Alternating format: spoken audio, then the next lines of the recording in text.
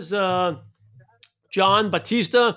He is in his MLM company hit $1,000 a week. So John, because there's people from other companies listening to this, we'll do our best to avoid using company name or company products. All right. Yeah. So, but you Yeah. still had a really good, really impressive. You hit a big milestone of Gold Director, and that is to get that you have to earn at least $1,000 a week for 4 straight weeks. So, first of all, congratulations, and how does it feel?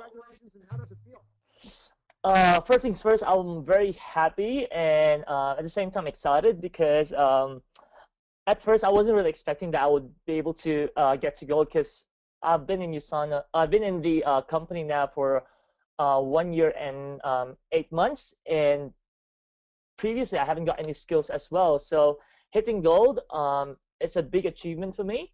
And this time I also feel challenged. It's because I believe it's not only the rank, but at the same time I have to consistently improve on my skills because the team will be expecting more.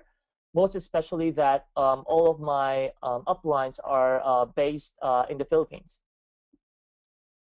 So, I know your story a little bit, and if you actually go back into the archives, John did a very good call about maybe a year ago when I first met you in Perth in the first annual Australia trip. But how old are you, by the way? And tell me about your 22. background, what you do, I mean, you're in school, your job. Share a little bit about. Yes, okay. So pretty much I'm 22 years old. I began my network marketing 1 year and 8 months ago. Previously, before I started in network marketing, I was working as a cleaner in a hotel. And at the same time, I'm working as a nurse assistant in a hospital here in Perth. And on top of that, I'm also a full-time university student taking up my nursing degree. And back then, I had to work so many hours, 50, 60 hours in a week because I pay for my own university fees. I also pay for my car loan and all other bills at home. And there was a point where I realized that I think I'm not that happy anymore because like I've studied hard for how many hours in a week, and at the same time I do those hours, but it feels like most of my income, 70, 80% of them just goes to bills, tuition fee, and old car loans and stuff. And I just told my mom, hey mom, can you send me back to the Philippines and just send me 30, 40, $50 a week and I'll be happy. Because back home, with that amount of money, you can actually have, a good massage. You can have buffet every day with that money. And she said, why do you want to go back? And I told her like, mom, you know, I'm not happy here. Comparing my life here and back home, it's so different. Back home, someone cooks for us, someone irons the clothes and do this, but here we have to work hard for ourselves. And she said, so basically, you want to be young, successful, and rich. And I said, yes, I want to be young, successful, and rich. Because my mom is sort of a business-minded person as well. She's got her own hair salon and water refilling station back home. So she sort of had that business mindset. And yeah, she said, okay, you have to have your own business. And back then, I had to think, what business will I do? And the first one I thought was putting up apartments. And I was 20 years old back then, and I thought I haven't got any idea with this real estate thing. So I thought it was really easy. So what I did, I called my friend who's a real estate agent and asked her how much does it cost. And she said, you have to have a down payment of at least $30,000. And obviously I didn't have that money. So that night I was frustrated. I did not know what to do. I know that I want a way out of it, but I just don't know how. So it was the same night I got introduced to the company by my college classmate in the Philippines, and she's a nurse. However, I know she's unemployed, but even though she's unemployed, she's got a very nice car. She's got this, she's got that, and I told her, what are you doing? What are you doing? And she said, I'm so excited. Go on Skype. I'll tell you more about it. So I went on Skype. She showed me everything, the compensation plan business. I don't even have any idea about network marketing before, and it was just a very new concept to me. Although I've heard it back home, but I don't know how it actually works. So I started myself, like yeah, 1 year and 8 months ago. And right now I was able to quit in my cleaning job, and at the same time I'm only working twice a week now in the hospital, sometimes once a fortnight, twice a fortnight. So yes, real good. So my first question is, um, how did you manage to do all that stuff, being a student, working part time, and still have time to do the business? How did you make it happen? Well, basically, I think it's all about time management, which I do not have before. I got like tips from friends and other people as well. They asked me to, use the diary, schedule your time where you do the business, schedule the time when you study, schedule the time when you do other things. So in a week schedule, I always because right now I was able to drop down my shifts, but before that I was working like 3, 4, 5 days a week. So I would put that in, and normally my rosters are 7 o'clock in the morning until 3:30 in the afternoon. So I finish 3:30, I go home, have a shower, and study 1 to 2 hours. After studying, that's the time I go to do USANA until sometimes late night. I make time for it. But I schedule them, and I always stick to that scheduled time because one thing I also learned from Darren Hart is that never let it overtake the other steps in your life. So I schedule them bit by bit. So this week I have time for my family, time for the company, and time for studying as well, and time for myself. So you planned. So we talked about last week with Mercy. Remember we talked about that. Part of time management is planning. You're very strict with your hours and planning that. Each hour what you're doing. Yes, yes, that's correct. I set aside before I set aside 2 to 3 hours for studying because I'm not really into not really into studying, but uh, and I set 5 to 10 hours with USANA with the company, and at the same time I also set aside time for to go out with the family, and at the same time set a few hours for myself as well. So I always stick to those hours. And So how do as I my yeah, sorry, as my income grows, I slowly drop down my shifts at work so I can give more time for the business as well because I really enjoy doing this. yeah, when do you finish school, by the way? Next semester, so I'm really excited for it. Finally, after 7 years. Yeah, I'm sure. So how did you? So you have what is your prospecting time? Or what hours of the day where you set aside? This is my time for prospecting. And when do you Yeah. what do you actually do? Do you just hit the phones, or do you actually use that time to set up meetings? Well, normally in a week schedule, for example, I go to uni. Right now, I only have few units left because I'm graduating. So I spend uni 1 day, 1 to 2 days in a week. And during the day, I prospect. I set like 1, 2 hours on a Sunday, calling people and prospecting and set appointments during the week. And I put them in, for example, I have uni at this time, I'll book them in after uni or at night time. Since most of the people wouldn't want to go out at night, I talk to my prospect who are overseas. So because in the Philippines, most of the people go overseas. So at nighttime, I always talk to my friends who lives in Canada, in America, or in UK because it's daytime there, and we can normally talk and Skype as well. Questions. And when you prospect and present to people overseas, how do you present to them? Do you use Skype or use a webinar? How do you present to them? Normally, I would use Skype. I haven't got a go-to training account, so normally I would use Skype because sometimes Skype allows you to give callers like 2 or 3 people or 4 people in the call. Another application I use as well is we call Uvu. It's OOVOO. It also allows you to get more people on the call, and I can do trainings and Skype with them. And at the same time as well is that when I present on Skype, I would use the share screen. So I play the video, I play the presentation slides, and they can just see my screen, and I'm talking while I'm playing the slides.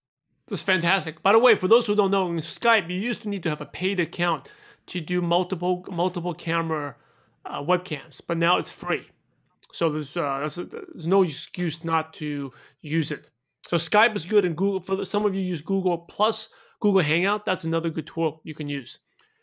Um, so when you start training, when you started your business, did you have instant success right away, or did it take you a while to get going? Honestly, it was very slow the first time because I was disadvantaged because my uplines are all in the Philippines and I have no business experience, no sales experience. I'm the type of person that when you bring in front of a crowd, I would forget what I have to say. That's why when I do group reports at uni, I would normally get a just a passing mark. But yeah, but one thing I've learned is that you don't have to be good to start the business. You just have to start to be very good. And at the same time, as well as like it's all about learning from other people as well. If like they told me that if you want to be successful, you have to spend more time with the successful people and you learn from them. And that's what I eventually did. I I always listen to my upline. We have webinars and I listen to personal development. And it was very lucky for me that I had the chance to be part of this call because I think I became part of this call at one year, almost 1 year ago. And this calls helped me so much. It just gives you in detail. That's why whatever skills I have now is because of the calls and personal development I've made throughout the years. Yeah, John's been Insider Circle Mastermind member since May of last year. I met John in Perth when I went to visit him. I was really impressed with his attitude. I had heard about you. Christina, an Emerald director, told me about you, but we never really met. And by the way, John's actually in technically in my downline. There's just so many people. I even never knew him. He was just way, way, way down. But Christina told me this is one guy in Simon's in your downline. He's really impressive. I didn't know about him, but he just came up to me, and so I invited him to be part of the mastermind. And one thing that John does, especially for those who are listening to the recording, is even he has a busy schedule. Most of the time, he can't make it live, but he always listens to the recordings. Okay. And I mean, this member says, "Oh, there's too much to listen, too much to learn." But John takes the content and because I remember you told me you take a lot of the stuff you learn here and then use it as training to train Yes, your team, right? So that's yes, the yes. leverage. Yeah. Why don't you share a Yeah, little so bit about I that? do that sometimes. Yeah, so what I do is that before, since the system that they're teaching me in the Philippines is sometimes, like most of them are applicable, but not all of them are because the culture differences and stuff like that. So what I do is that when I get into the call, is that I just take down notes and I study them, and I will be training that notes with the team next week. So that's what I do. And at the same time as well is that if I haven't got a chance to get onto the call, because I'll miss it, I'll make time for it. I'll listen to it and then just put down notes and train the team the following week When do you have time to after listen that. to the call? When you listen? When you listen? Normally, if I miss it on a Tuesday morning because of university or I have to do something that I have to do, I would normally listen it at nighttime. So before going to sleep, I would listen probably half of it, 30, 40, 45 minutes. If I finish it, it's better. But if just in case I don't finish it, I continue it the next morning, the remaining half that I did not finish. Then I just write down notes and train it with the team the And then following one week. thing very good, you take whatever you learn on this call and then you teach your team. And one of the best ways to get good at something is by teaching. Okay, if you want to get good at anything, you teach it. That actually is how you get good at it. So it's really, I'm happy. Yeah, I mean, I'm really happy to see how you've grown, especially from even last year. Even when I met you in Perth this year, March, you've grown a lot in just 10 months. So, how do you how's your prospecting? How did you learn how to, aside from the training? So that's how you learned, right? How to invite, train. Yes. How do you train your team then to duplicate? Because obviously you can't make Well, gold by yourself. How do you do that? yes. So basically, what we do with the team is that I teach like sort of the different concepts I also learned. So I teach SOWs, approaching successful on the same level, and the last person is the people who want to be like you. I also teach the form HG. So for example, they want to meet strangers, they meet other people out there, and they want to know more about that person. It's about teaching the form HG, the family, occupation, recreation, message health and dreams. So once they knew about that, I told them that's the time you can invite. So I told them never invite a person until you don't know how to provide value to that person. So that's one concept I teach them, as well as like I also teach them that the more you push away the prospect, the more they will chase you. So sometimes when they say, "What is it all about?" and I just tell them, "Hey, tell them that I think you're too busy for this. You're not, you can't be doing this because you're already successful." Blah blah blah, and they will be like, the more you tell them that, the more that they will chase you. Then sometimes it works. And as well, I've been applying the one that you've taught us, the 1 minute. For example, you pick a word and it's like Barbie doll or laptop, and they will 1 minute talk about laptop for 1 whole minute. It was very fun, and it's like icebreaker. People laugh about it as well. And lastly, we also do role playing. So since the team is getting bigger, there's a chance that they do not know everyone in the room. So what I do is I pair them up with people that they haven't met before. They do the Form HD, and they do a bit of role play, and later on they will share on how will they invite that person, basing on what they have learned from the Form HD. Very, very good. By the way, what John talked about the Barbie doll was being able to talk about random topics, okay, for at least 30 seconds a minute. If you have to do Toastmasters, they call it table topics. They pull a random topic, and you got to go out there and speak for a minute without any just speak confidently. Okay, and so what that does is just getting people to talk naturally. Stop worrying about, I got to talk about the business, got to talk about the products, but also being able to build connections with people. If he's a nursing student, all of a sudden I can talk about being a nursing student and carry a conversation. Okay, and we can cover more about that next time. But it's just really, again, that's something you can like, for example, I'll give you an example. Janice Furyk. If I pulled out like a coffee mug, go right now, talk for 1 minute about a coffee mug, and you got to go just like that, right? So you can play that game with your downlines. You can play that with your spouse. If I talk about thunder lightning, go. Aaron, just talk about that for 1 minute without stopping. You got to go right now. Just keep talking, right? So that practices how you just to speak off the cuff. So with some prospects, your friends says, "Oh, I just had a terrible day at art class." What are you going to say? So that's a very good skill, good game you can do. There's a question. Julie says HD. You said, what does that mean? Yes, I actually got this from Brad. He added health for H and D for dreams. So when you talk to your prospects, you might want to know as well what their dreams are, what their health status is, because that will also aid in the invitation that you're going to give. Very good. Okay, so a common question is, people are young like you. They don't feel the effects of the products, right? Especially doing nutritional products, or they don't make much money. So how can they afford to maintain? How can they afford the monthly maintenance? Okay, so pretty much with the monthly maintenance, because most of my team are Gen Ys. I also got a few people who are 18 years old, and these 18-year-olds work in fast food chains, which only gives like only $16-17 an hour, and in Perth that's quite low, and you can't really survive a week without with that amount of with that amount of money. So what I do for them is that I always encourage them that your income must always cover your auto order, your monthly expenses. So for example, in 1 month you earn $500. Set aside $150. Do not spend everything, because that will help you. That will cover you.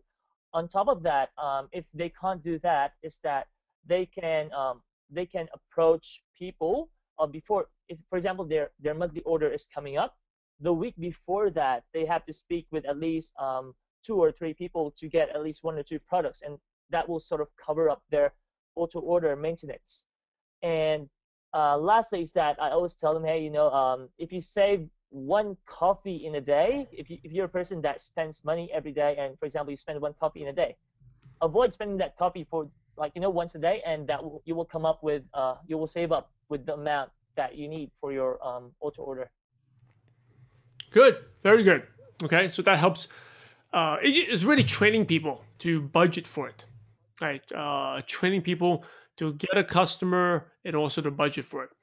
Now, moving on, you said at the beginning that you this run was a lot tougher because there's a much bigger expectations. You're a leader, and more of a leader now. What were some of the challenges you faced, or was it really smooth during this 4 weeks? During my run, sometimes it was like a challenge as well because, for example, before is that I will talk to my leaders. Hey, okay, this is my first week, second week of my gold run, and they say, what do you want for us? So we're setting goals. I tell them, hey, I would be needing approximately 1,500 points from your organization next week. So we'll goal set. How will they get them? And sometimes they wouldn't be able to meet those points, and because of work commitments or they lack prospecting, I tend to have a plan B. So my plan B are customers. So while they're doing that, I see how am I going for the week, and if they did not make it, I also put customers in, and at the same time I will double my effort as well, triple my effort to come up with those points that are lacking. And aside from that is also the time. Sometimes the prospects' time are so not matching. So for example, today I have a prospect at 10 o'clock. The next prospect, he said, I can only make it at 11 o'clock. And they come into the presentation in the middle, and I can't sort of balance that time. So what I did is that I whoever leaders are free on the day, we will meet up in one specific coffee shop, and you make people come there. So one person is presenting, the other two are on the other table, and when new prospects comes in the middle of the presentation, they can start one side, and once I'm done with that, I can get to the other people as well. And at the same time, also my roster. So my run wasn't expected on the day. It was 1 week before my run. So what happened was I just helped a downline of mine do a big presentation of 10 people in the city, and I did not expect that 5 people will sign up on the spot. So I got one leg which is like maxed out, and the other leg is like sort of very low from auto order. Then his on that side, he enrolled like 2,500 points, and I thought, okay, that will cut up all of my saved points for my run. So I have no other choice but to do it. So I went 1 week before, and because of that, I wasn't able to update my roster. So because with the roster at work, we have to give it one week, 2 weeks prior. So I was already rostered. So in those succeeding weeks, I was rostered at work, and I had to think of excuses every now and then, like I'm sick, I have exams tomorrow, I have this going on. And recently I received a call. Do you still plan to work, or would you like to quit now with your job's like, okay, I'm coming to work. That's why I came to work the other day. But during that 4 weeks, canceling my shifts was a challenge, the time, and as well as the prospecting different times. But pretty much that's all the challenges that I had to face. But you know where your future is going to be at, not at your job. That's why you did that. No, definitely no. When I started USANA, I thought like I had to do nursing and this, but right now I cannot see myself working for other people anymore. If I'm gonna do something else, I'll put up another business using the company as my stepping stone to get to where I want to be. But working for other people, it's a no now for me. Yeah. I still have to finish my nursing because I've done it for like 7 years already, and I have to finish it so that at least I have a degree. Yeah. And it gives credibility as well when I talk about health. I'm a registered nurse, so it will help out. You've become psychologically unemployable. Yes. Yeah, we've all been through that stage. Like I think I always talk about if I was to get a job, I'll be fired within a month because I'll probably talk back at my boss or cancel, go to work late or leave early. So let's wrap up a little bit. In what ways do you see yourself different or grown in the past year? In the past year, I can see myself have grown. For example, in confidence-wise, when I started, I'm really scared. For example, there's like $1 million club member in front of me. I would be so scared to approach them. But right now, like I can see myself, whatever it takes, I'll just go there and learn from that person. Secondly is the confidence. Before I'm really scared. Like what I've said a while ago, I can't talk in front of a big crowd. I can't talk to many people. But as my team grows, I have no other choice. I have no other options but to do it, because if I don't grow, the team wouldn't grow. So I set the pace for the team.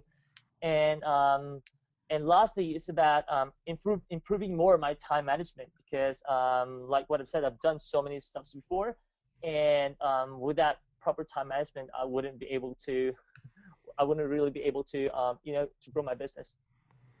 Good. There's some questions here from people. By the way, what you shared is very inspiring. So, first question from Margie is like, do you lead with when you prospect? Do you lead with financial freedom or you lead with health? Normally, financial freedom, because so most of my health prospects are normally Gen X. But normally with Gen Ys, I feel that we are like most of them are motivated with financial freedom, because with among all Gen Ys I've presented to and met, only a few, 1-2% of them are into really health, health, health, health. But most of them like, oh, I want to quit my job, I want to do this, I want to do that, but I can't because I'm working. But yeah, financial freedom will attract Gen Ys even more. When How it's did Gen you? X, I would focus on health. I see. How do you find your prospects? You mean like the Gen Ys? With Gen Ys, No, just in general, I because Julia was asking, how do you find your prospects, or is it just mostly warm market people you meet? okay. Normally, with my first 2-3 weeks, most of them are like my warm markets and referrals. So I do ask for referrals. So I talk to my S-type prospects who are not interested in the business, but they do help me out. So I talk to them, hey, can you do a tea party for me? I'm going for a very big goal. And they will say, yes. So they will invite all of their friends, even though I don't know them. I'll just teach my S-type friend to edify me, and then I'll go there and do a presentation, and it's up to them if they get into the products or they get into the business. But most of my points are generated from the tea parties that my S-type friends are doing. So it's referrals, and at the same time as my friends whom I haven't approached before, but they're seeing all my posts. And my last option before was cold calling. I've never done that before. I've started doing that just recently, but before I was like, oh my god, I can't do it. But during my run, I have to do it because I have to. But that sort of like feels good. The more you do it, I feel more confident doing it as well. Yeah. When you say a team party, that's what you said, right? Before team party, you get the Tea. My friend calls it tea party. So tea. So she prepares tea and coffee, and he will I just see. go there and sit down and listen to me, and then I'll just give a free product for her, just sort of like thank you, because she never asked anything in return. So I give them free 1 or 2 products that they can use. But So even these are though I friends. gave her that product, These are friends yeah, that these help are you out, friends. but they don't Yes, join. friends of mine. They don't join. I present the business to them, and they're not interested at all. But they say, whatever it takes, I'll help. I'll help you out. I see. You're a good friend of mine. So they do invite lots of people in their house, and they give coffee and tea to everyone. Then I just give her products to say thank you, and I get customers and a lot of referrals there as well. So That's it just branches fantastic. out. So you ask for, that's really amazing. So you ask, obviously you're a very good networker. People like you. You've helped out a lot of people. That's why people do these favors for you. So they do a tea party. Their friends come out to hang out, and then when they're all there, then you present to them, and you get customers and you get Yes, yes, more referrals. So that's very good. So you never run yes, out of leads. Good. You must again. Michelle says you must be a good friend. Yes, you provide value, right? You help enough people get what they want, and when you need help, people help you. Um, a couple other questions. You've been very inspiring here. A lot of questions. How many presentations did you do during your run on average? Oh my God, how many? I think during my run, it's nonstop. Probably that's the time wherein I have to like run around and do presentations. But in one day, I set presentations the whole day. I start from 9 o'clock in the morning because I can't wake up that early until late night. So what I do is that I put all my schedule there. We have a group page with my team, and I said, hey, if you're at work or you're doing something, just to let you know, I'll be in this coffee shop at this time. So if you have prospects, make them come there and just edify me, and I'll do the presentations. And whoever is free, you can come along and join me and learn how to present as well. So that's what I do. I put all my time schedule there during the whole week, and then they will just come there and I'll do the presentation for them. So in one day, roughly, I think I'm doing like 8, 9, or 10. And there was like week 2, I ran out of voice. Like, oh my, I can't even talk. So I have to ask 2 or 3 of my team to do presentations for me for 2, 3 days, and I just shut up and do testimonials. Yeah, by the way, don't your upline Nathaniel Sunio, he averaged 8 a day for like months. So, and that's very common. If you want to make it full time, I mean, when I travel to Asia, I just go to Starbucks, stay there all day, and either I'm presenting to a prospect or I'm training a downline. You just make yourself all day. You speak for 14 hours a day, and yeah, you do get a little sore. You know, your throat gets dry, but that's the way to do it. Yes. There's a question from Janice. Is during your gold run, how many people did you enroll? How many were from your downlines? Was it you personally sponsored? Or, yeah. Did you do most of the sponsoring, or was it like a mix? Sort of mixed, but most of the sponsoring, yeah, sort of mixed. I think I sponsored in 1 month. I think I sponsored 13 or 14. Then the rest of my team add up to it. Like for example, Chris has sponsored quite a few people, and some of my team ranked advanced to lower levels. And one advice as well that I got from one of the Star Diamonds as well is that set lower look for people with lower goals to hit.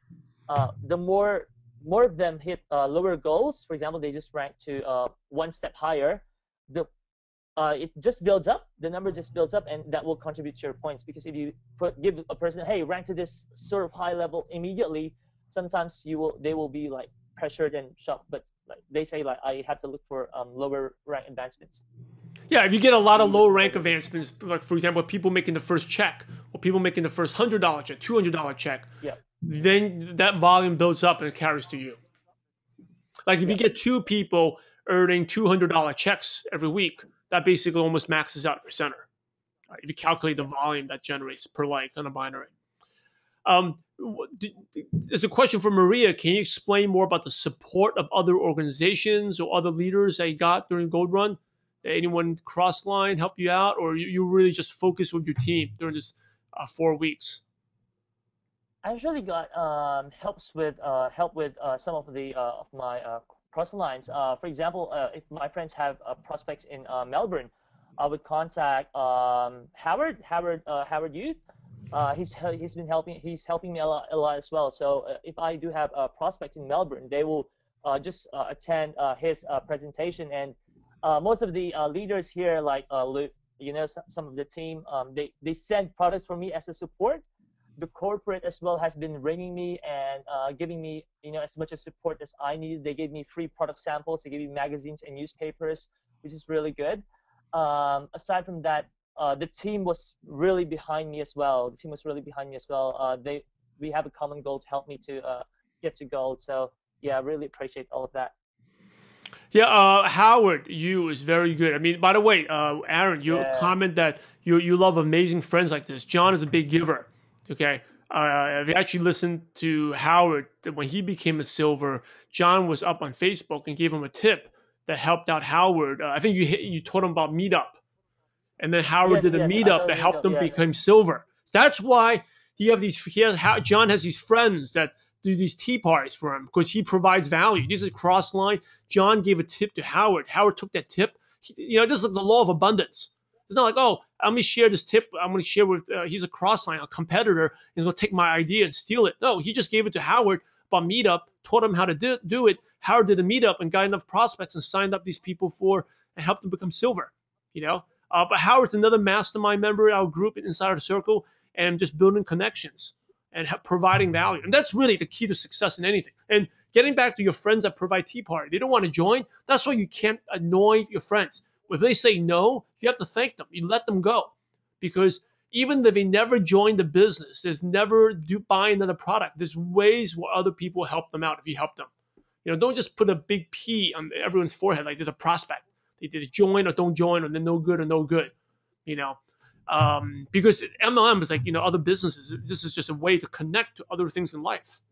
Today we meet in MLM, tomorrow we may be doing other things. So, okay, last question from this is from Julia, and then we'll wrap it up. Is did your overseas signups, did they play a big role during your gold run? Or was it mostly focused locally? Normally with my overseas, they are pretty much customers. I do have some downlines in America and Canada, but mostly they're more of like cousins of mine and friend of a friend of theirs, and they're building the team. However, most of like my gold run, pretty much it's here in Australia, and overseas. Those are my customers who like expand and giving more orders, and the points just came up and help me out with the gold run as well. Very good. Um, as we wrap up, what is one or two things you've learned from me and that have helped you out in the past? Yes. So pretty much one thing that two things that I've learned is that one is pretty much closing the deal before I don't really know how to close the deal. I normally just show pictures. Okay, this is like this and this and this. He's so rich. He's got a Lamborghini, blah blah blah blah blah. But then I'll tell them. So, are you gonna start? But I've watched a video and it says you have to assume the sale, and that pretty much helped me out so much. So I asked them, like what's the best thing you like about the presentation, and they say I like this and this and this. I like the business side. So can you see yourself being successful, or can you see yourself the company helping you out in your current situation? And they'll say yes. And if that's the case, so we get you started so they can earn money next week. And like most of the people I've observed, comparing my technique in closing before and closing right now, it's more powerful. Most of my signups, the people that I've signed up previously was using the closing technique as well as what Simon has taught me. So I've watched that video. It really helps. And lastly is the second one is duplication. So pretty much before, I always email Simon and say how to duplicate, and pretty much the videos and trainings that I get about duplication is really amazing. So giving people responsibilities about with the team, and they will eventually grow as well. For example, I give some tasks. Hey, I can't make it today. Can you take care of the team for this training, especially during my gold run? I told them, hey, can you handle the training for this 4 weeks? And I got leaders there, hey, okay, I'll do it. And that's the time I told myself, they are stepping up and helping me out. So about duplication. And lastly, I always remember Simon telling me, if you want something bad enough, you will do whatever it takes to get it. So that's what I did during the past 4 weeks. Whatever it takes, I'll get it. Especially on my 4 week, like all the people I can potentially sponsor are sponsored already. All the customers, I've got it already. But I've worked hard for 3 weeks. I cannot miss the 4th week. I must get the 4th week. So I just went out and do it, whatever it takes. Great. Last thing, if you just share, has this been inspiring, everyone? Very inspiring, right? Very good. If there's one important lesson that you want everyone to go home with, what would it be? Okay, so always remember that every artist was once an amateur, or every star diamond out there was once a business center. So basically, everything is possible. People have done it. It's just about putting that effort in. But one thing that is stuck in my mind is that would you rather put an effort at your job for like 40 years before you retire, or put an effort in this in network marketing for 3, 4, 5 years, and then you can completely retire? So I always keep in mind that if people have done it, I can do it too. And always do not compare yourself with others. You just have to be a better version of yourself. Because if you become a better version of yourself, the talents that you can have, or the skills that you can have, is limitless. But if you compare yourself with that person, once you go above that person and it sets your limits, okay, that's it. I'm better than that person. But if you set limits comparing yourself, it's your skills will be limitless. The sky's the limits. Thank you again, John. Very inspiring. Thank you for sharing tons of value, a lot of aha moments. I don't know if any of you taking notes. A lot of things, great ideas you shared. John's a giver, gives a lot. Oh, you're only 22, right? I think you have a Yes, definitely. Yeah. tremendous future ahead of you. And even just the past year I've been working with you, seen you tremendously grow since the first time I met to now. So, and you're a much better speaker now too. So lots of things. Thank you again for sharing, and we're excited to see your team grow. And I know now you're working with other leaders, and you've been in the business only less than 2 years. So very Yes. inspiring. Keep going at it, and you really got a super bright future of you. So keep up the great work, and thank you again for sharing.